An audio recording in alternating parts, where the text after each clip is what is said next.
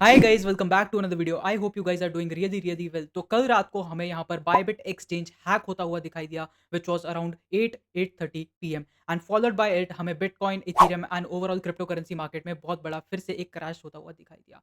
And what I think about this, मेरा इस पे क्या पीओवी है पूरा उस पे हम बात करेंगे इस वीडियो में। So stick till the end do hit the subscribe button ताकि आपको सारे अपडेट मिलते रहे। So hey guys, this is Madhur from the finance school and without wasting any single second let's jump to the video.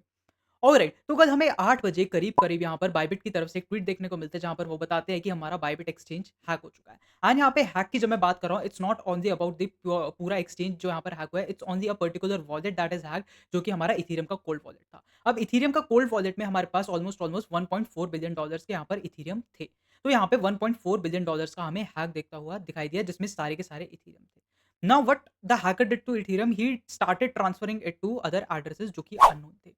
Now यहाँ पर एक concern तब create होता है जब हम बायबिट जैसे बड़े एक्सचेंजेस के बारे में बात करते हैं, एंड वहाँ से हमें पता चलता है कि इतनी स्ट्रॉन्ग कॉन्ग्लोमरेट्स हैं ये, एंड स्टिल इनको कोई कैसे हैक कर पा रहा है। क्या इनके पास वो सिक्योरिटी या आईटी टीम नहीं है which is necessary to tackle all of these kind of problems? क्योंकि ये चीज़ एक बहुत ही कंसर्निंग चीज़ क्रिएट करती है, because people trust centralize exchanges blindly. And when we are talking about the biggest names, whether it was Binance, whether it is KuCoin, whether it is Bybit now getting hacked, तो ये बहुत ही एक चिंताजनक हमारे लिए scenario create करता है। Now what I think guys, I found it very interesting what happened yesterday.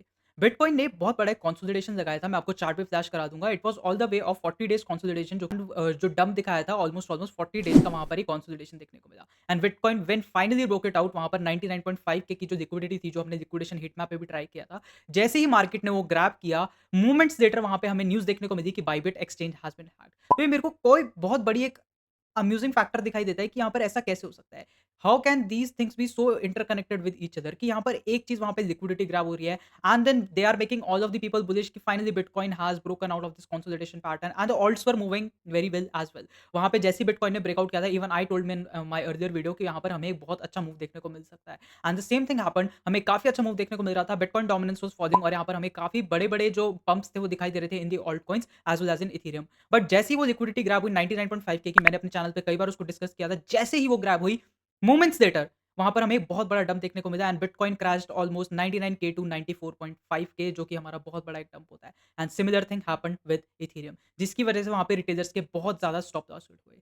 सो आप लोग भी इससे समझ रहे होंगे कि ये चीज़ कैसे-कैसे प्लान की जाती है। Sometimes I am not saying कि यहाँ पे एक्सचेंज की गलती है, but you guys are very smart and you know how the exchanges also can get involved in this particular stuff, because they know they are having a huge amount of fame by themselves and they can control the market in the way that they want. And जैसे कि हमें देखने को मिला था Binance के time पे भी, एफटीएक्स के टाइम पे भी, यहाँ पर हम एक्सचेंज कोलैप्स देखते देखे थे, तो यहाँ पे बहुत बड़े डंप्स आए थे। तो सिमिलरली यहाँ पर बायबिट के साथ भी हुआ, and this is not happening for the first time. हमने काफी बार देखा है, जैसे कि बाइनेंस सीईओ पे जब मनी लॉन्ड्रिंग के चार्जेस लगे थे, so he step down off his chair, वो अपने चेयर से उन्होंने स्टेप डाउन किया। And this is not about on the Binance, यहाँ पर हमें वजीरेक्स का भी कोलैप्स देखते हुए जब मिला था, जब वहाँ पर हैक हो गए थे उनके वॉलेट भी, तो वहाँ के जो सीईओ थे उन्होंने वहाँ से शिफ्ट कर दिया to other countries.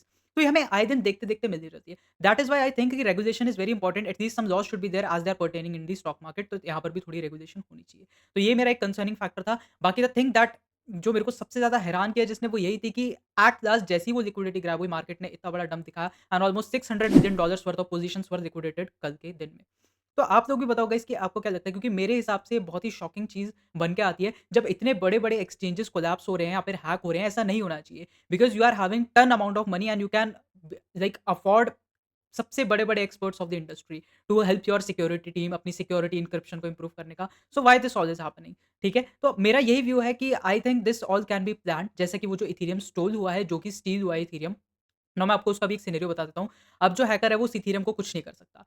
I will tell you why.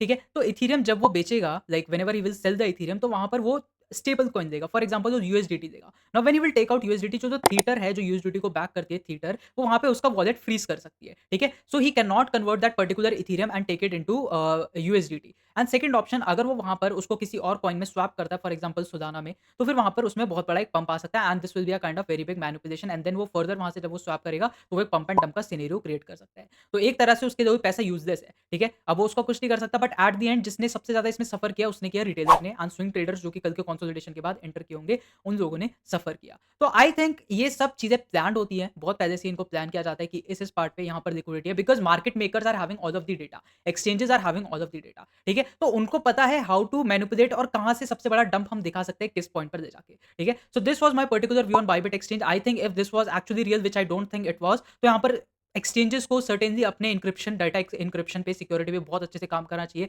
Because at the end you are like managing billions of dollars. तो वहां पर जब आप इतना बड़ा बड़ा पैसा मैनेज करो तो आपके पास उसको मैनेज करने के लिए एक अच्छी टीम भी होनी चाहिए सो दैट यूजर्स को किसी भी तरह का नुकसान ना देखने को मिले। बाकी गाइज यही था मेरी साइड से। आप लोग भी बताओ कि आपको क्या लगता है ये जो बाइबिट का हैक हमें कल देखने को मिला, वॉज इट ऑल प्लान या फिर ये सच में एक हैक हुआ था जो कि यहाँ पर हम समझ सकते हैं एक तरह का सिक्योरिटी में डिक्रिप्शन था। तो सब चीजें मेरे को बताना कमेंट सेक्शन में and what feedback you have for me वो भी बता देना एंड नेक्स्ट वीडियो किस टॉपिक पे चाहिए वो भी कमेंट सेक्शन में बता देना। बाकी subscribe to the finance School to get all of the knowledgeable content at once. ठीक है, तो this was all from my side. Bye bye guys, take care and keep investing.